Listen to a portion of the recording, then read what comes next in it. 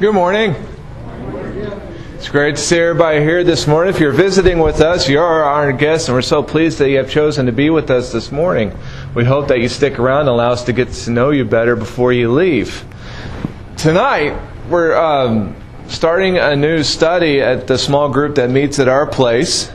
Tonight we're kicking off a look at C.S. Lewis's work, The Screwtape Letters. Now, if you were at the Wednesday morning class, you might be saying, why would you do that to them? But actually, it's a very good study. Even though it's an older book, we're going to be using Screwtape in the Bible to look at how the devil tries to get us to try to tempt us to do evil in modern times. It's going to be a look at sin, a look at temptation. How can we fall? How do we fall? Do we look at and see the very little ways, not just the great big stuff, we might call it, but a little bit of everyday, little temptations, little jibes, little pinpricks that the devil tries to put in our way to get us to fall.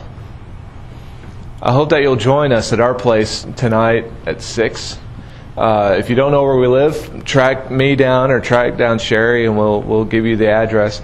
And that'll be starting tonight. So if you say, "Well, I didn't want to go because you're in the middle of something," we're not in the middle of anything anymore. You get to start new and fresh. So come out tonight if you're able at 6. Speaking of little ways that the devil tries to get us to fall, do we recognize that the devil is active in the world today? Do we recognize that through little activity, just little actions, great evil can come? And today we're going to talk about how we can fall, or the dangers of how we communicate. I don't know if you've noticed, but it seems like we've forgotten how to be able to communicate cordially. What happened to manners? What happened to just being able to have a discussion, a conversation with somebody without people losing their minds? Last week I was listening to the radio and they were talking about Donald Trump. And I'm not getting political because it has nothing to do with his political rhetoric. It has to do with his behavior.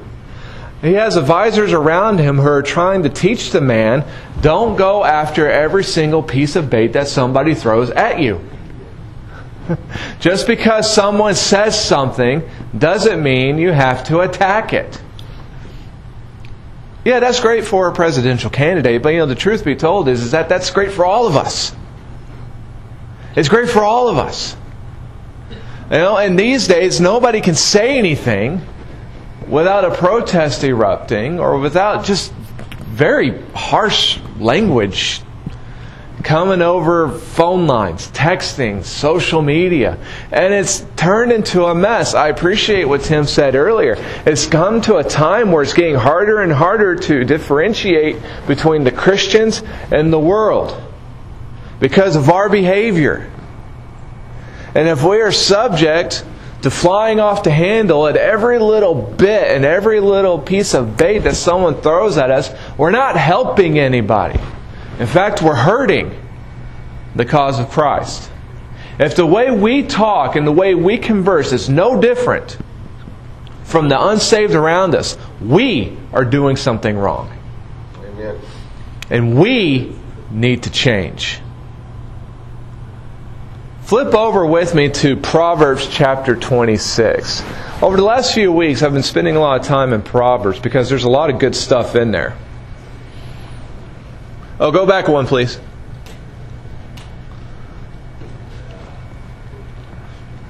Yeah. We're going to look at social etiquette. I don't know if anybody in here has actually taken an etiquette class. An etiquette is just a fancy word of a class of how to properly behave in social interactions. This is the class you go to that, they sit you down at the table and they have the 10 different pieces of utensils and forks and spoons and knives and everything. And they teach you what all the bits are used for. That's etiquette. But there's also a social etiquette. Do we remember how to behave? Do we remember how to behave socially?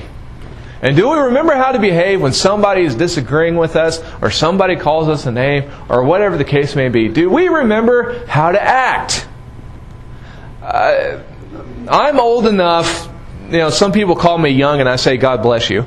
I'm 36. And I see the looks. Y'all looking at kid. I'm 36, which means that I'm not 40 yet. I'm good at math. But I'm also old enough to remember a time before social media. I can remember a time before everybody had their own cell phones, right? So I remember that time, and I think about that time, and I think about today. And goodness sakes, social media can be a cesspool. It really can, because everybody throws their smallest thought out on social media like we should care. That's the end of that line, like we should care, but it can be attacked. My funnest one is when somebody who is against guns, and again, I'm not trying to get political, I just find the humor and stuff. Somebody who is against guns will write on somebody else's wall who is for guns that says, I hope you get shot. Which I think to myself, well, if you had it your way, nobody would have a gun in which you could shoot them. But anyway, it's this type of stuff. Somebody has a different opinion, and they're wishing the death of their families. Think about this. From some words, we're going to wish harm to somebody else.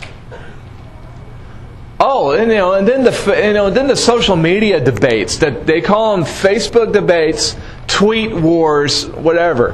And it's why? So there's a whole lot of more of what I call social media angry out there. And how we just fly off the handle over the smallest stuff that if we looked at it realistically, it does not matter. For example, check this out. Anybody ever have your mind changed because of Facebook debate?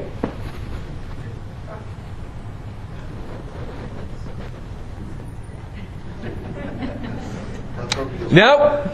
Still no. I ask this question often. Guess what? It's always been 0. Why do we do it? Why are we getting angry? Why are we wishing ill of people who disagree with us? Why are we poking our nose in other people's business? Why are we interjecting ourselves when we have not been asked there? We need to go back and remember what the Bible tells us. Look at what it says in Proverbs 26.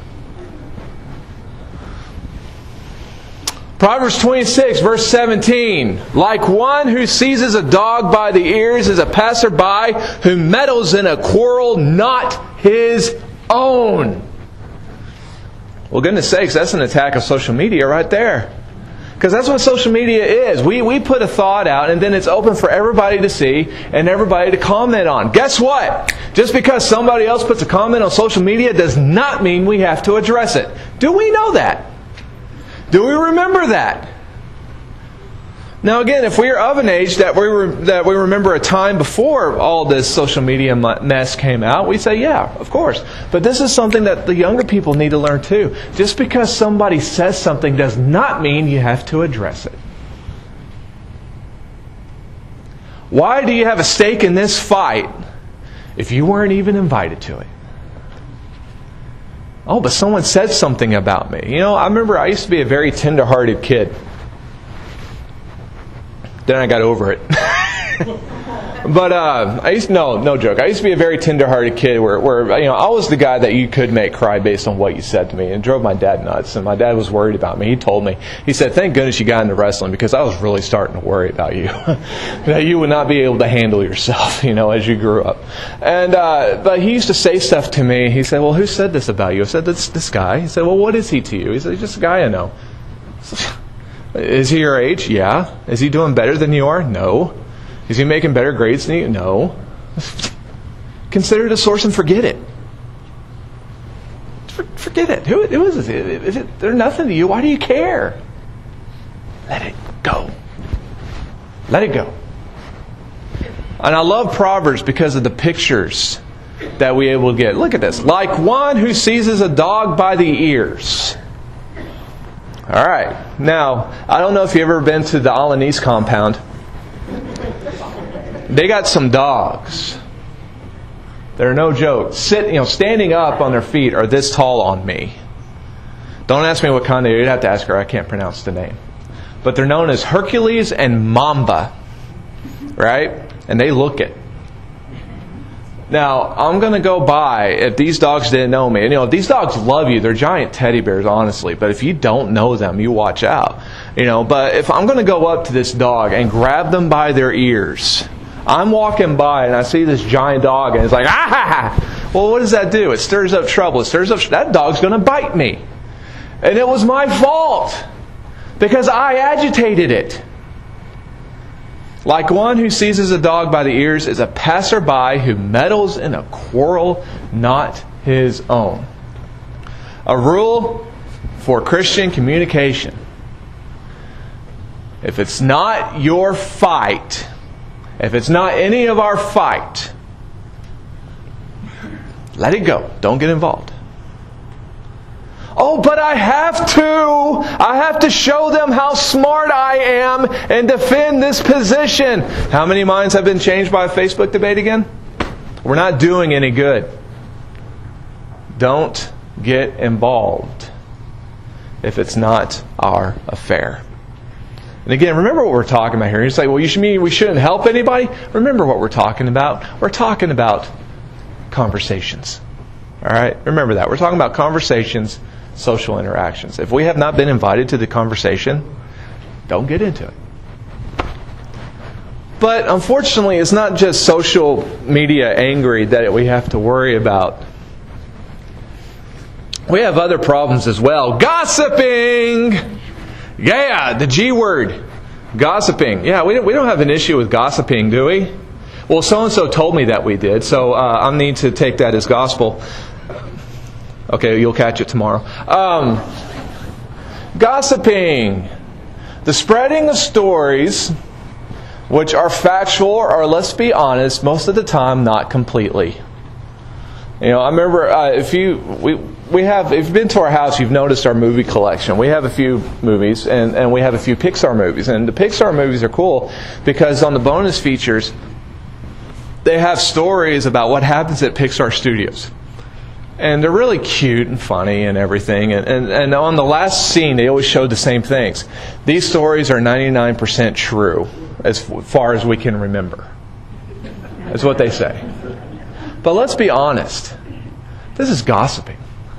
And that same mode it can be 99% true as far as we can remember. But let's be honest. Most of the times it's not that much and not even close to that much. It's a smidge of half-truths that we cobble together to make a cool story out of, and then we spread it. It's gossiping, though. And gossiping. Christians should not be taking part in gossiping. This isn't a surprise to any of us, but still it's something that still needs to be taught. Because we try to fly under the radar. We try to be smart. I just want you to know. Oh, have you ever heard this? I just want you to know so you can pray for them. This is Christian gossiping. Again, it's all about the motivation and the thought behind it. But we use phrases like that, and we say, "Oh, I'm not just gossiping. I'm just making you aware." Yeah. Okay. Yeah. I don't know if you've heard. Have you seen their struggle? What's our motivation? Now, truth be told, our motivation can be 100% pure. But again, it's about the motivation. Why are we, if you're looking to spread on a prayer request to somebody else, what's the motivation behind it? Are you doing that so we can generally pray for this person? Or are you just got some news that you can't help spread along? This is the difference.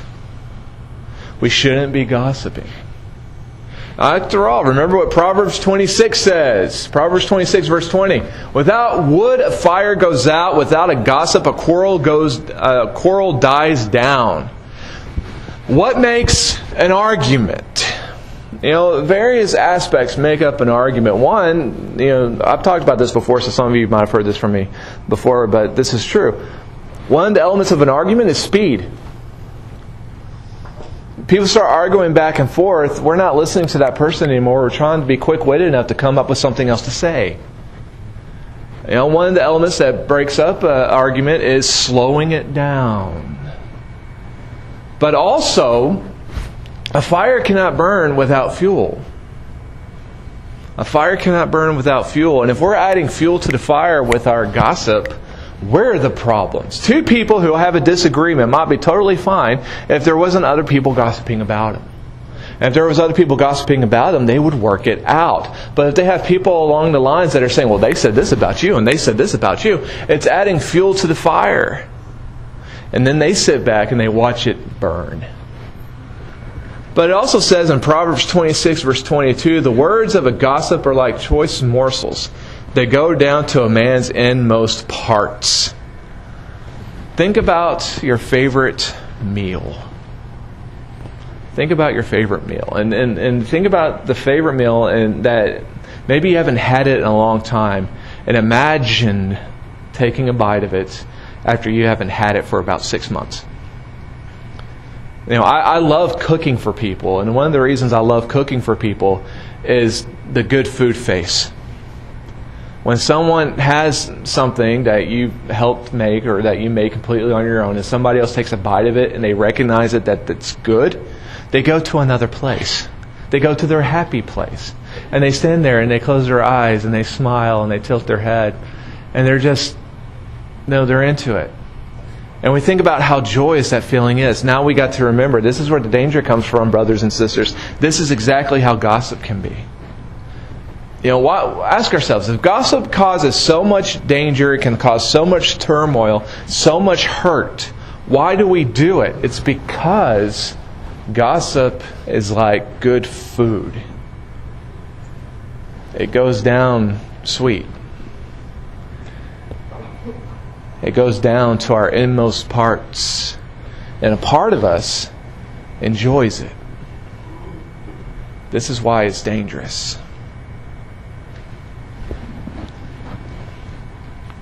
Don't gossip. Over the phone, in person, on social media. Don't gossip. So, well, if I know if it's true, so what? All right? There are other ways that we can handle it. Tell the people who need, capital N, capital E, capital E, capital D. And then, you know what?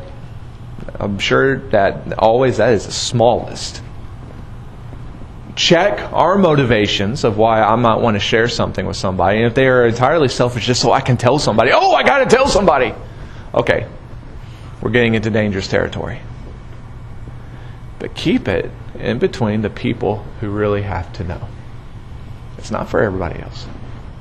Okay, what's next? Flippancy. Now, flippancy is a fancy word. What that means is just a lack of care of other people's feelings.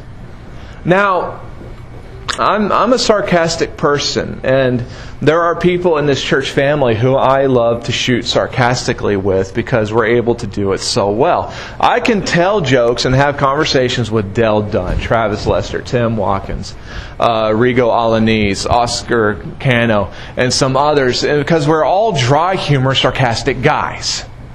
And we can just talk like that to each other, and it doesn't hurt anybody's feelings because we all know where the humor is coming from. The humor is coming from pure joking. Something strikes us funny, all right? And sometimes the humor is a little out there, but we get it, we understand it. But not everybody is wired that way, and this is okay. It is okay. We need people who are not sarcastic in the world. We really do. Now, here's the thing. If I'm talking to somebody who does not have for example, who does not have a sarcastic bent to their personality, whose responsibility is it that the feelings don't get hurt and something's taken the wrong way? Me. It is my responsibility. It is my responsibility to figure out how much humor somebody can tolerate before we get into the realm of hurting somebody else's feelings. It's mine. Flippancy is an attitude of not caring. I'm going to say what I want, when I want, and if you don't like it, tough. But we don't have a problem with that today, do we? Yes, we do. Why? Because we have stopped caring. God bless the U.S. Constitution. Thank God for freedom of speech. But the thing with freedom is, along with freedom has to walk responsibility. We cannot exercise pure freedom without responsibility. Freedom is the ability to say anything I want to say, but freedom also has within itself the freedom not to say what I really want to say, if it's going to cause harm to somebody else. And again, you see this mess on social media a lot, and you see it in texting, and you see it in conversations. Again, this is why you have people throwing eggs at women and doing all this over disagreements. And it's starting to get out of hand. One big element is because we don't care how other people are going to take what we say and do anymore. But as Christians, that's the world's behavior. And again, the sad thing is that if we start behaving like that as Christians, where's the self-control in that? Which I do believe self-control is one of the fruit of the Spirit. Where's the love in that? Where's the humbleness in this? Where's the humility? Where's the mercy? Where's the grace? Where is it? It's not there anymore. And once we get off that reservation, we're off the map. We are the ones who are heading towards trouble. All because we're going to say what we say, and we don't care if you like it or not. This is the way it is. Get over it. But again, what does the Bible say? What does Proverbs 26 say? Like a madman shooting firebrands or deadly arrows is a man who deceives his neighbor and says, I was only joking. Now this one hit me flat across the eyes, because who has ever heard that phrase? I was only joking. Yeah, the Bible doesn't apply to us today because it's so old. Yeah. This phrase gets thrown around like nobody's business today. I was only joking, like a comedian once said. You know what? If you were really joking, we would both be laughing. But since you're the only one laughing, I didn't get the joke. But again, look at the picture, like a madman shooting firebrands. I don't know if anybody of you saw that. There was a big fire over on La Oma in 7 Mile the other day. And, it was a big fire. In these dry conditions, we know this if we lived in the South long enough, that once you start having a big period of time with no rain and everything is getting really, really super dry, all it takes is a spark and then it's on. You might remember that big forest fire they had in California several years ago. That was started because this woman was burning an old love letter. And she was a ranger. Setting fires during a burn ban, and then, it was off and running. But think about this: like a madman shooting firebrands or deadly, and just going around shooting stuff. Not really caring where they land. You know what we try to tell people every New Year's and every 4th of July, if you're going to celebrate with your firearms and shoot them up at the sky, okay, yeah, those bullets are going up, but they have to come down somewhere. Well, it was the same thing with arrows. You can shoot these fire arrows, you shoot these deadly arrows wherever you want to go without really looking at where they're going to hit, but they have to come down somewhere. Are we paying attention to where it's going? But the one who does that is a man who deceives his neighbor and says, I was only joking. If it comes down to having to say that line, maybe we weren't joking, and we were really looking to cause harm. But again, it's up to us. We are the ones who are supposed to be in control of this. Are we controlling it? Or have we stopped caring? If we love our neighbors as ourselves, we will do the best we can to control this. But we will not be able to sit back and say, oh, they just don't get my humor. Oh, they just misunderstood. It's not on them, it's on us. We control what comes out of here. Next. Oh yeah, the pot stirring. Yeah. This is fun. Have you ever seen memes like this? And basically, if you just look at it, they all basically say the same thing, but it gets to the same point. And that is, when again, the famous Facebook or tweet argument comes out, and you get a bunch of other people. This is the new sport to watch. You just sit back and watch the comments start coming, and the intrigue and the insults and the cursing and the cussing and the threats and whatnot that comes out of it. And all you got to do is like, oh, it's winding down. Oh, I can throw in a little comment to really get it going again. Yeah, stir that pot. We're not supposed to be pot stirrers. God's people are not supposed to be the people to bring dissension. We're supposed to be the ones who are bringing unity, love, mercy, and grace. We're supposed to be the ones who are carrying each other's burdens, not weighing other people down with more. Remember what Proverbs 26 says. Proverbs 26:1, like snow in summer or rain in harvest, honor is not fitting for a fool. It's the fool who sits back and just stirs the pot for their own entertainment.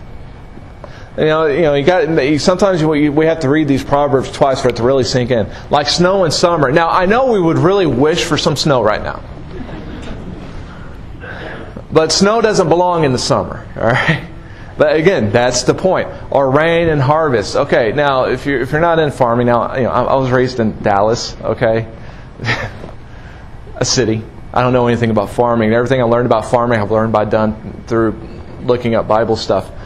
But you don't want rain in the harvest. You want clear skies in the harvest so that you can go out and get your produce and bring it in. If it starts to rain, it's going to mess up the going out and getting process. Alright, so like snow in the summer or rain in the harvest, honor is not fitting for a fool. Just like snow doesn't belong in the summer and rain does not belong in the harvest time, honor does not belong with the fool. And if we're sitting there striving to stir the pot among our fellow humanity, we are being the fool.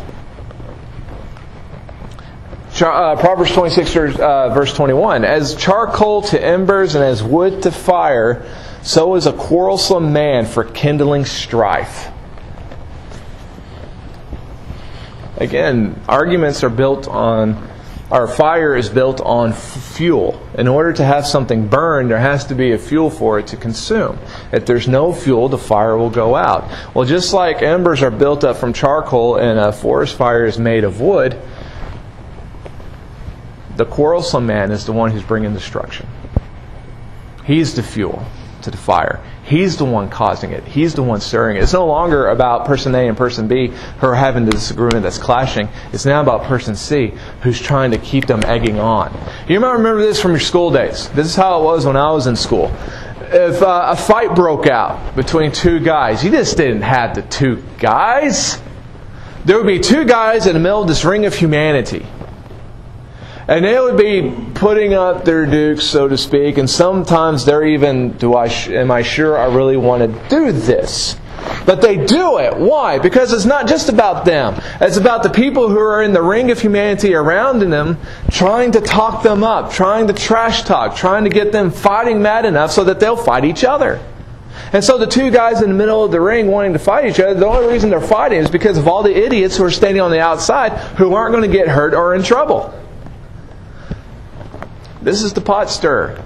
If we're going to be God's people, we cannot be the ones who are stirring that pot, who are looking to cause more strife and more destruction. That is not our way.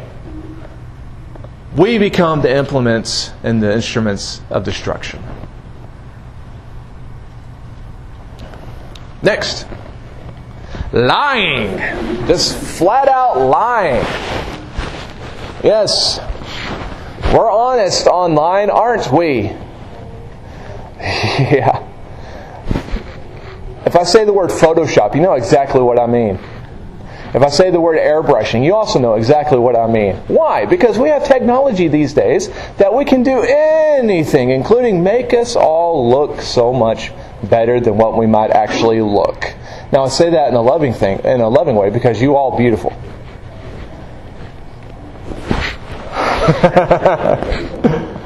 But the lying, how easy is it to lie? And the sad thing is that lying is not even seen as a big deal these days. I was in a class called Christian Ethics when I was in preaching school. Now this was back in 2003 or so, and it was actually a statement from a businessman who said it is impossible to do business in America without lying.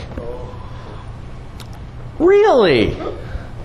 I mean, that's how far lying has gone. Think about it. It wasn't that far ago that business was done with a handshake and your word is bond. And what you say is what you do. Add only 100 years or so, and you cannot do business in America without lying. Okay, something is seriously wrong if that is how we are raising up ourselves and raising our children. The only way to get by in this world is if you lie. Come on. No, it's the appearance of easier path in which the lie comes in. But as it was once said by an early preacher, if you don't lie, you don't have to remember anything except the truth. But lying has become more and more prevalent. But if we're going to be God's people, we cannot be liars. Remember what Proverbs 26 says. A lying tongue hates those it hurts, and a flattering mouth works ruin. We might even say, well, I'm not lying. I'm just trying to build up. I'm trying not to say brown nose. But, we're trying to just build up and be nice and be polite. Now, a lying tongue hates those it hurts, and a flattering mouth works ruin. Flattery can be a good substitute for lying. But again, we don't even think about that anymore. Do we think about the little white lie anymore? Do we think about just this it wasn't a lie, it was just a hazy truth. It wasn't a lie. It just wasn't accurate. Okay, how far are we going to justify? We cannot be the liars. Now, this does not mean tell the truth like a jerk. All right, because again, this is another. We can't be those. Well, I'm just saying it's the truth. We got to talk politely, and even when we say the truth, we say the truth graciously. But we cannot be the people who are known for lying. The world may like lying, but you know what? The people still enjoy others that speak truth. And the world is craving the truth speakers. We, if we're going to be God's people, need to be ones who walk hand in hand with truth. One more. I think we got a couple more yet. The self-righteous. Self-righteous. Self-righteousness. Thinking that I'm better than everybody else just because I'm me. I don't think that, by the way. I just want you to know that. But we have self-righteous tendencies when we're in our communications, when we're on social media, if we're not careful. You see somebody who posts something online that we disagree with, and again, the knee-jerk reaction is, I'm going to give them all these articles and Bible verses to show them how wrong they are and how right I am. Okay, I'm going to burst your bubble right now. When you do that, they're not reading them. I'm just letting you know. It's like assigning a book for school. That doesn't mean that it's going to get read. Okay? But is that the attitude that we should have? The idea of self-righteousness, the idea of, well, I'm better than you because I'm not struggling with the same type of sin you are. Okay, that's bull. Do we remember that one sin separates us from God? One. I loved what Tim was talking about earlier about the song Amazing Grace. He left out the Eagles, by the way. Peaceful, easy feeling. Come on. But the point is that we got to remember what the grace is. One sin separates us from God. which means that if we had one sin in our life, Jesus had to come and die on the cross for us. And really, we're going to start trying to flaunt our perfectness around other people just because they might sin differently than we do. We have to remember who we are and where we came from. There's a reason. We talked about this in class. There's a reason why Paul continued to call himself the chief among sinners. He wasn't trying to depress himself to the point of inactivity. It was a reminder of where he came from. If we're going to follow this path that Christ has for us, we have to remember where we've come from. The only reason I'm here today is because I realize and understand how much God had to forgive me. Because I am not perfect. I'm still working on it. But I'm not then allowed to go out into the digital world and just lead everybody else through the muck and the trash while putting on this air of self-righteousness. It will not work. And guess what? It will not bring others to Christ. The Pharisees tried it, with the Jewish slant on it, and it didn't work either. But remember what Proverbs 26 says.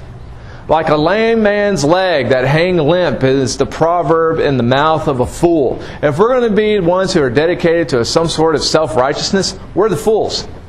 Because we don't have it. We are not righteous without God. Like I love this one. Like tying a stone in a sling is the giving of honor to a fool. Now remember the sling, like David slew Goliath. You put the rock in the pouch and you spin this around. Imagine what would happen if you tied the stone to the sling. That's what's happening. It's like getting your finger stuck in the bowling ball and trying to go. It's going to stick to you and it's going to hurt yourself. I told you, I got a sixth sense of humor. But like tying a stone in a sling is the giving of honor to a fool. You're not getting anywhere. You're just going to hurt yourself.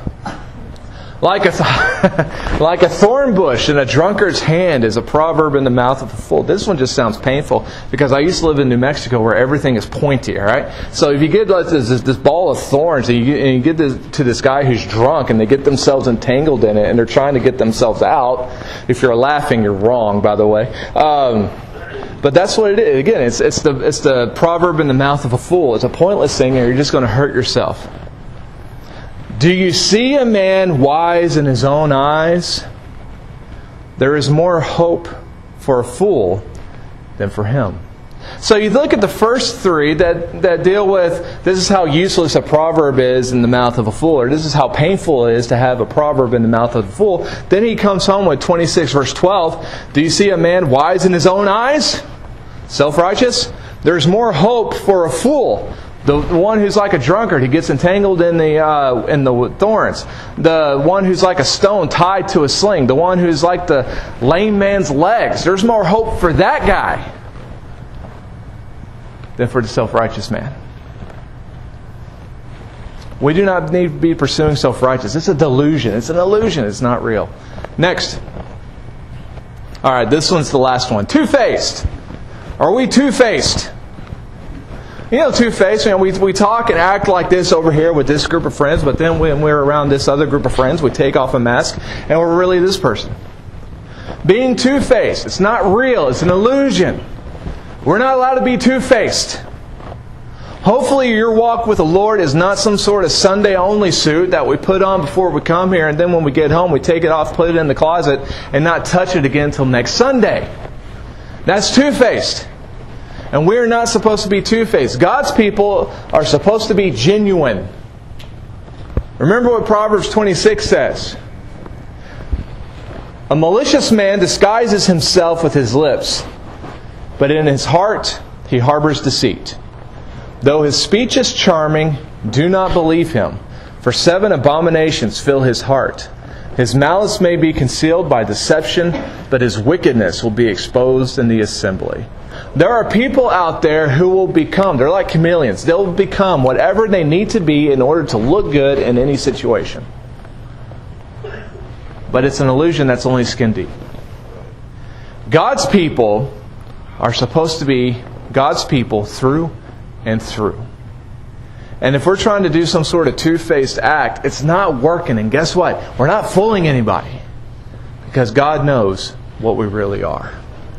This is social etiquette. Could we have added to this? Yeah. but then we'd be here all day. But this is a good place to start. If we're going to be God's people, we have to remember our social etiquette. That it is our role, it is our opportunity to show the world how nice, how loving, how merciful, how unified people can be when they're pursuing God. And that we cannot go into social media or into our other social interactions doing the ways of the world. We can't do that. That's being two-faced. That's being fake. And the only one we're hurting, well, we're hurting people, we're hurting ourselves, but more importantly, we're hurting God. Because it's His name that's being dragged through the dirt. As we go out and we work and live in the world around us, let's not be ensnared by the ways of the world. It has become a very simple go-to phrase. Be in the world, but don't be of the world. And it gets thrown around. But I think sometimes we've forgotten what it means. Don't be entangled by the way the world does business. Don't be entangled by the way the world does interaction and relationship. Because they're wrong. And as Tim talked about earlier, if our marriage rate has, if you have a better chance of staying married if you're not a Christian, really? When marriage is supposed to be an illustration of the relationship between Christ and the church? We're not getting this? Something is wrong. We need to take a deep look at ourselves, evaluate how we're behaving, evaluate how we're talking and we're conversing, and our social network standing, and see if some changes need to be there. We need to follow God and not conduct ourselves like the world. This morning we'd like to offer the invitation to those of you who might be hurting or suffering. Maybe there's some things that you've done you're not proud of. You wish to get off your chest. We're here for you. You know what? We're here for you because we're not perfect either. This isn't an excuse. It's the truth. God's forgiveness is waiting for you. It's waiting for you. And we're here for you. Just as God's here for you. As a rock of support. To help lay a foundation for a relationship with God. We are here for you. And we love you. And we will pray for you. Or you might wish to put your Savior on in baptism. To have your sins washed away. We'd love to assist you with that this morning. But whatever needs you have, would you please come to stand?